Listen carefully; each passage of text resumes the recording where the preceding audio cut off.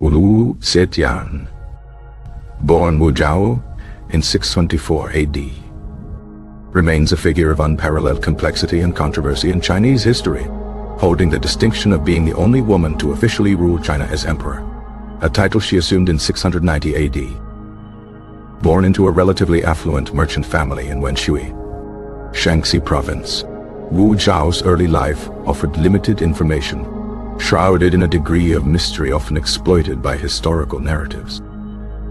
Her father, Wu Shihu, was a successful timber merchant who cultivated connections with local officials, granting his daughter access to an education considered unusual for women at the time. This education included classical literature, poetry, calligraphy, and even martial arts, a combination that would later prove instrumental in her rise to power. At the age of 14, she entered the imperial palace as a concubine of Emperor Taizong of the Tang dynasty, the fourth son of the preceding emperor, Gaozu. Entering the palace, she was initially designated as a fifth-grade imperial consort, a position far from the highest rank of power and influence.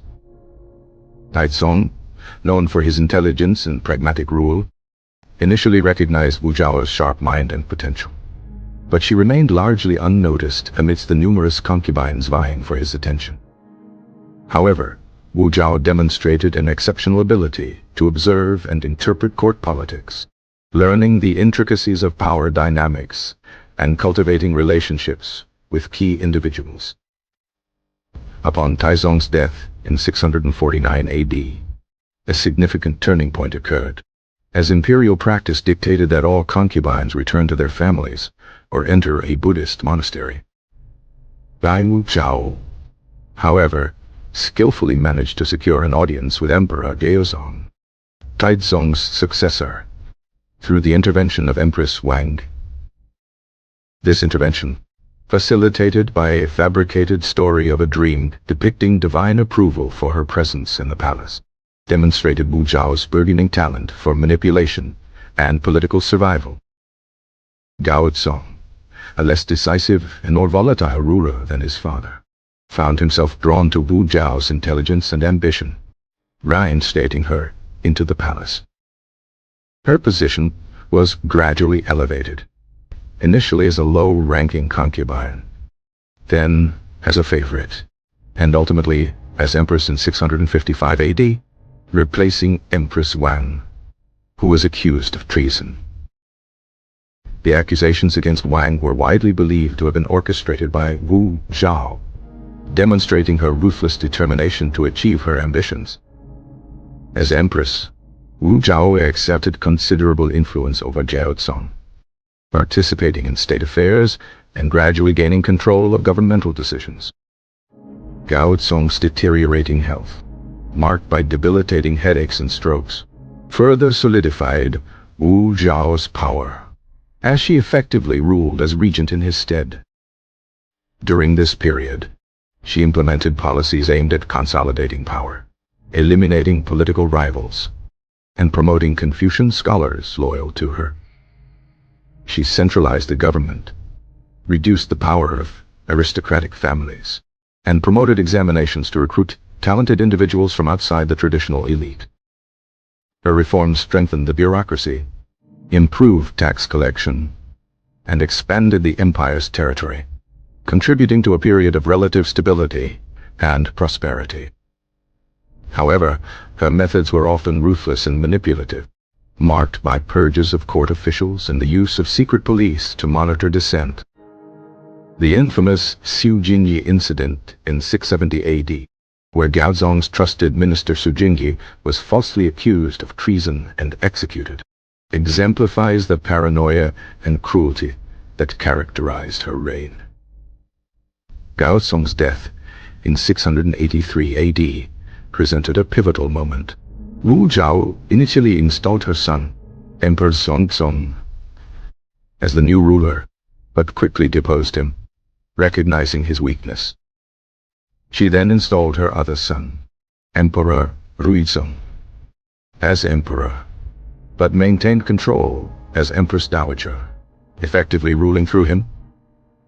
However, Ruizong's attempts to assert his authority and reduce her influence led to another coup, resulting in his deposition and the installation of her nephew, Emperor Shang, as a puppet ruler.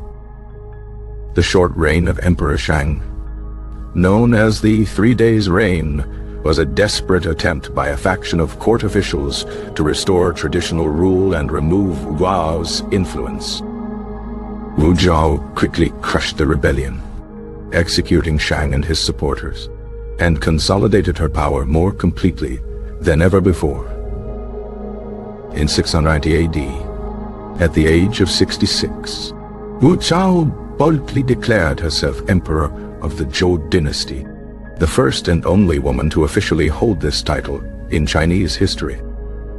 The Zhou dynasty marked a deliberate break from the Tang dynasty, symbolically distancing herself from the past and asserting her own legitimacy.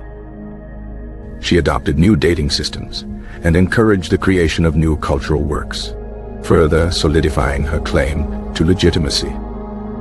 Despite her unprecedented position, Wu Zhao faced constant challenges from Confucian officials who questioned the propriety of a woman ruling the empire. She skillfully navigated these challenges, promoting those loyal to her and suppressing dissent, maintaining a firm grip on power. Her reign, lasting until her death in 705 AD, was characterized by both significant achievements and ruthless actions. Under her rule, the empire enjoyed relative stability, economic growth, and territorial expansion. However, her paranoia and reliance on secret police led to numerous executions and the suppression of political opposition. After her death, the Tang dynasty was restored, and the Zhou dynasty was erased from official history, with Wu Zhao's reign often portrayed negatively by Confucian historians. However, recent scholarship has re-evaluated Wu Zetian's legacy, recognizing her significant contributions to the empire and challenging the traditional Confucian bias against her. Regardless of perspective, Wu Zetian's reign remains a unique and fascinating chapter in Chinese history, challenging conventional notions of gender, power, and legitimacy